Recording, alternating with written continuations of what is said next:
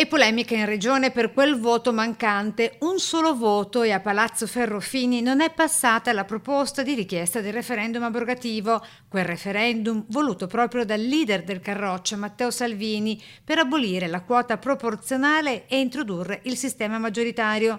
La maggioranza richiesta era di 26 voti favorevoli. La seduta si è conclusa con 25 sì, 14 no, 2 astenuti e un non votante. E già, tra oppositori e alleati, si dice che il voto mancante poteva essere proprio quello del numero uno in regione. Il voto c'era, era in consiglio e per un misunderstanding, per un'incomprensione, la consigliera che poteva votare non è riuscita a votare, non serviva a nulla il mio voto perché c'erano tutti i voti.